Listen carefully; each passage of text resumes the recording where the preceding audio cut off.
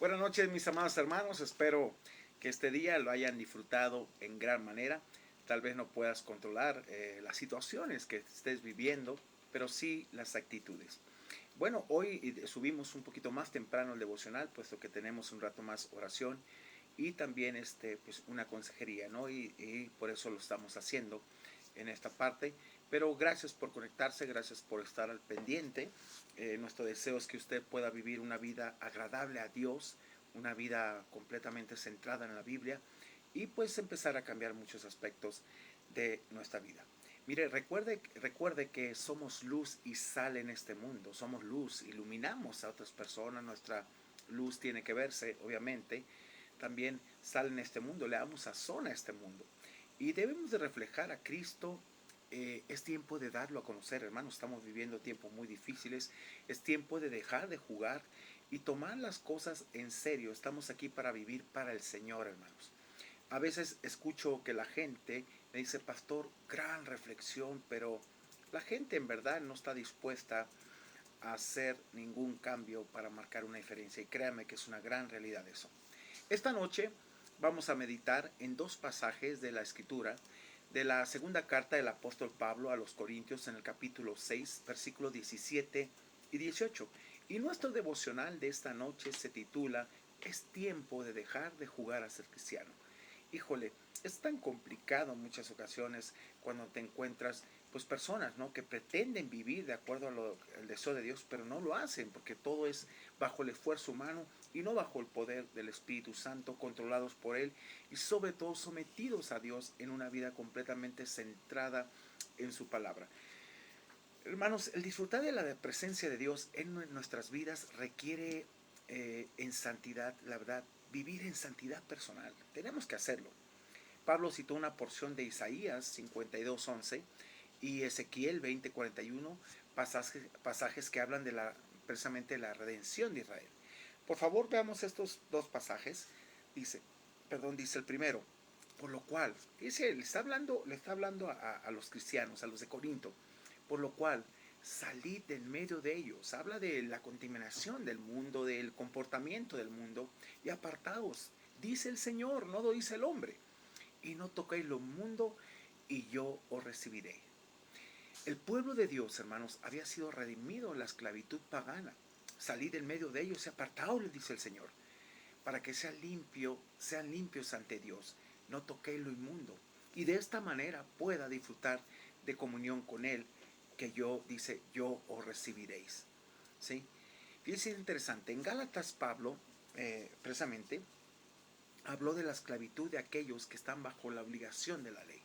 Y Pablo escribe a Tito que la redención implica dos cosas. Primero, liberación de toda iniquidad. Y segundo, un pueblo purificado que es propio, que es celoso de buenas obras. La pureza personal hace posible servir a Dios y ser recibido por Él. Dice seguir la paz y la santidad sin la cual nadie verá al Señor. La gente a veces no toma eso. Cuando Pablo hablaba y decía a los santos redimidos, tú tienes que sentirte ya santo, eres santo posicionalmente y tienes que vivir en santidad porque Dios vive en santidad. Ser santo te da la razón contundente porque yo soy santo.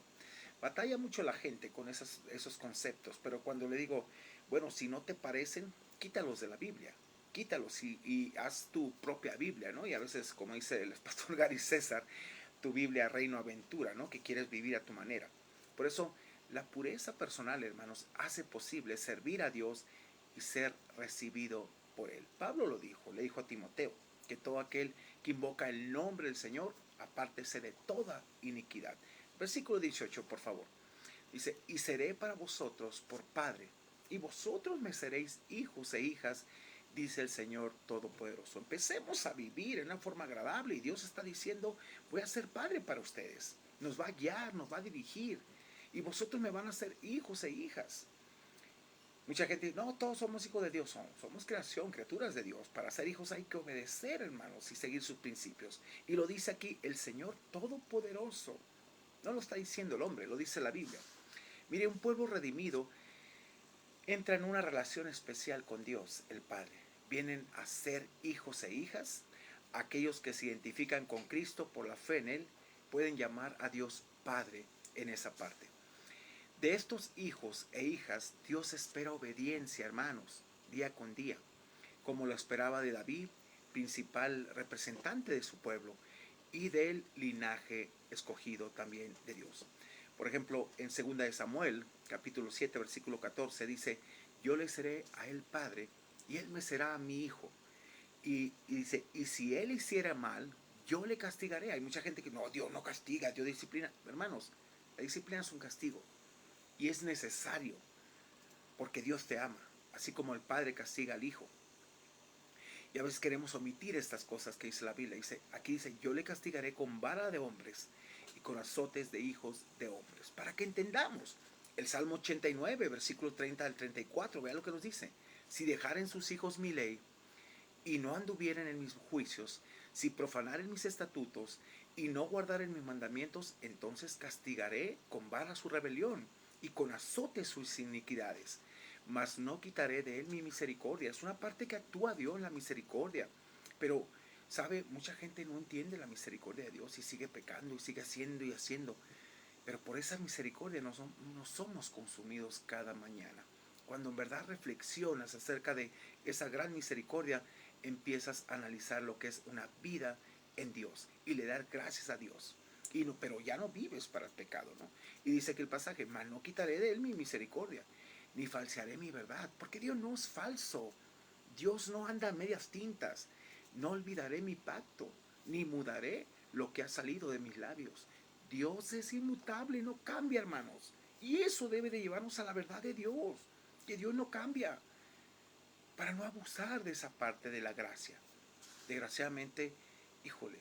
Ahora, fíjese, ¿qué debe hacer un cristiano cuando se encuentra, por ejemplo, en una iglesia que se ha tornado cada vez más liberal y modernista?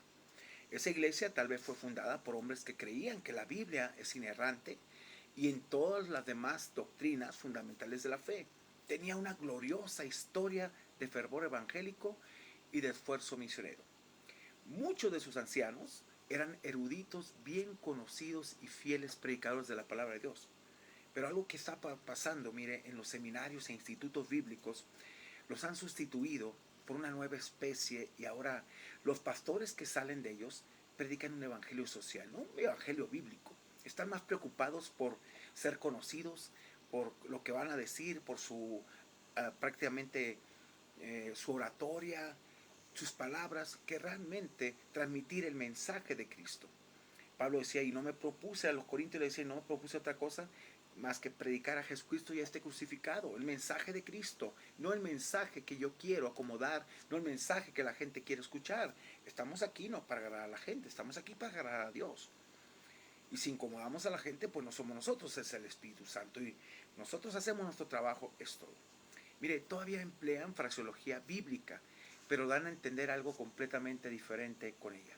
Socavan las doctrinas más importantes de la Biblia, ofrecen explicaciones naturales para los milagros y hacen mofa de la moralidad bíblica.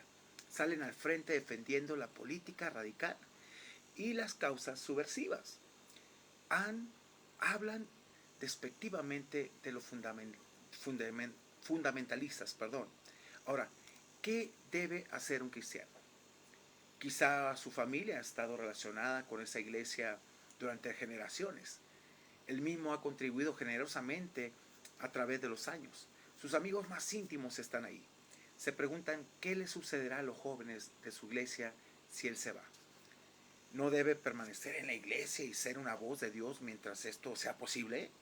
Bueno, sus argumentos le parecen plausibles. Sin embargo, su alma justa se aflige al ver que la gente, hermanos, acude a las reuniones de la iglesia en busca de pan semana tras semana y no consigue sino piedras. Aprecia todo lo que le liga aún allí y se apena al oír que su Salvador lo condenan con sus confusas alabanzas. Y alabanzas de exigencia. Alabanzas que el Señor lo que tiene que hacer por mí y darme. Y la alabanza es reconocimiento a quién es Dios. La exaltación a Dios, no a nosotros. Hoy en día han salido una serie de adoradores que solamente están centrados en sí mismos, en lo que Dios va a hacer, no lo que yo tengo que hacer. Dios no va a hacer lo que yo quiero. Dios me obliga a hacer lo que yo tengo que hacer en esa parte. Así es sencillo. Y el amor de Cristo nos constriñe, nos obliga a darle lo mejor. No hay duda, hermanos, acerca de lo que debe de hacer una persona. Debe dejar esa iglesia. Es claro mandamiento de la palabra de Dios. Y se deshace precisamente de ese yugo desigual. Dios se encargará de todas las consecuencias. A veces, no, es que ¿cómo voy a dejar? Si está ahí mi familia, si están esto mis amigos, pues sí, pero eso no es tu peso. Dios se va a encargar de ellos. Dios asumirá la responsabilidad por aquellos jóvenes y proveerás nuevas amistades. De hecho, Dios mismo promete serle un padre con una intimidad que es conocida solamente por aquellos que son obedientes indiscutiblemente. La bienaventuranza de la verdadera separación es nada menos que la gloriosa compañía del gran Dios. Sabe, hace muchos años yo recuerdo un día, mi primer pastor, bueno, mi segundo pastor, más bien, eh, fíjese, ese día en la iglesia estaba predicando, era un domingo, pero estaba muy molesto por la supuesta condición de la iglesia. Y recuerdo que dijo desde el púlpito con algo de coraje, estoy orando para que Dios limpie esta iglesia y salga la gente que debe de salir y la que se tiene que quedar permanezca. Oh, nosotros nos quedamos impactados, ¿qué le pasa, no? Y vaya sorpresa, ¿no? La iglesia quedó vacía en un mes, hermanos, en un mes. Hasta nosotros salimos de ahí. Y el problema no era la iglesia, sino el pastor que estaba viviendo y haciendo cosas que no glorificaban a Dios. Y sabe, desgraciadamente, no se ha levantado esa obra desde hace muchos años. Dios dejó a esta familia. De hecho, la familia terminó muy mal, la familia pastoral de esta iglesia. Y qué feo esas cosas. Hermanos, Dios no puede ser burlado, pues todo lo que la persona sembrare, eso cosechará. Y es algo que uno cuida mucho como pastor. De verdad, no puedes con el Señor jugar en ese aspecto. Tienes que hablar la verdad y aunque incomode, no estás aquí para a la gente darle por la suave. Estás aquí para dar la palabra de Dios. Si se incomoda, lo siento. Si busca otra iglesia, que busque a Dog. Que Dios la bendiga. Hermanos, pero vamos a dar cuentas a Dios nosotros como pastores de todas estas cosas. Por eso es tiempo de jugar, de dejar de jugar a ser cristiano. Yo creo que el Señor viene pronto. Estamos viviendo en un mundo caótico y mucha gente al ver las noticias no se quiere dar cuenta. Pero sabe una cosa, no me preocupa eso. A mí me preocupa su vida. A mí me preocupa si usted se va a ir con el Señor. A mí me preocupa si usted está viviendo agradablemente al Señor o si usted le conoce. Porque si no, aunque esté ahí en la iglesia, supuestamente adorando a Dios, pero si no se va, es porque usted vive una religiosidad y no una vida intensa de adoración a Dios y de entrega al perdonar sus pecados y darse cuenta que usted era inmerecedor de todo eso. Pero usted fue salvo por gracia y misericordia. Pero si no ha sido salvo, solamente tiene tal vez un conocimiento intelectual, pero no un conocimiento aterrizado en el corazón y aceptando la obra de Cristo. Así que le invito a que considere eso y pues deje de jugar a ser cristiano. Si usted es, simplemente compórtese como es. Si no lo es, arrepiéntase y empiece a comportarse como debe ser un cristiano. Y pues tal vez usted adoptó un lenguaje cristiano. Usted ora como cristiano, ofrenda, va a la iglesia, pero pues su comportamiento es muy distinto a lo que dice la Biblia. ¿Quiere orar conmigo? Padre, gracias te damos por este día, gracias por tu palabra, gracias porque día con día nos instas a cambiar y a ser diferente. Y Señor, yo sé que como pastor tengo una gran responsabilidad de hablar de tu verdad, tu palabra, y no estoy aquí para darle gusto a la gente. Estoy aquí, Señor, para alabarte, bendecirte y darte gusto a ti. Así que, Señor, tu palabra sé que no llegará vacía, cumplirá su propósito en ti, a lo que tú la has puesto en nuestras vidas y a lo que nos has llamado también. Te agradezco por tus bendiciones, te agradezco por todo lo que nos enseñas. Y aún en medio de pruebas, aún en medio de cosas que podemos pasar y tal vez no comprender, tú has mostrado que estás con nosotros. Te bendigo, te exalto, te doy alabanza y gloria y te pido que nos sigas fortaleciendo para seguir predicando tu palabra, tu única palabra, pero nunca diluida, sino realmente como es. En el nombre de Jesús te bendecimos y te pedimos esto. Amén y amén. Bueno, hermanos, muy buenas noches, que el Señor les bendiga. Espero que haya sido de bendición. Gracias a todos los que se conectan. De verdad, mi corazón y mi deseo como pastor es que usted viva en agradecimiento al Señor.